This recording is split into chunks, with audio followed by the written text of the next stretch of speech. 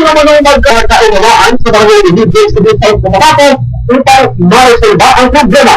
Nagpatalik, meron ang goal. Sa naging observasyon bilang sa North Central Provincial Team sa Executive Director Abdul Basit Benito, meron naman ang nangyayaring diskriminasyon sa pagitan ng individual at mga estudyanteng Pilendo sa Barangay Ulog, sa Bisay ko Tabate, Balis, Ayalang Salita. At dahil dito ang pinagpagatan ng gulo, kailangan naman ang gagawin ng usapin sa tamang lugar tulad ng pagkakaroon ng isang dialogo ng pagpapakinggan ng National Commission of Indigenous People, Department of Agrarian People at Department of Environment and Natural Resources ang problema.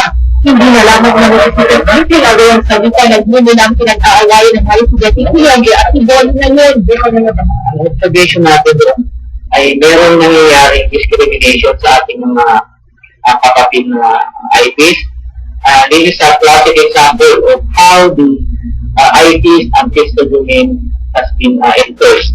So it is a legalized land grabbing na nangyayari yung marito natin. It was started during time of martial law and ngayon nangyayari na naman ito sa ating mga kapatid na indigenous people. Dapat binibigyan daan ng dialogo dapat hindi na rin dito balik sa lugar ang mga kasusubong siboli.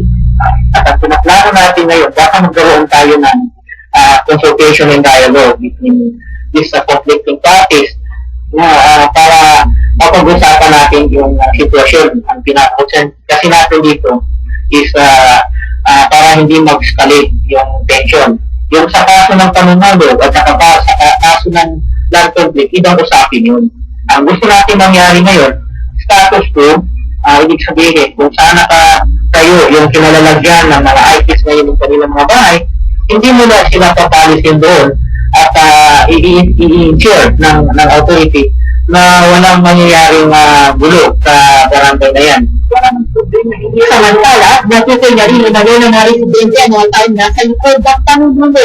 Ito na paubayan na lamang din ang legalidad ng usapin sa nilga ay dito pag-aay ng kaso laban sa mga ito. Meron ni Ando, patrol ng Pilipino, sa Sarkyan Mindanao.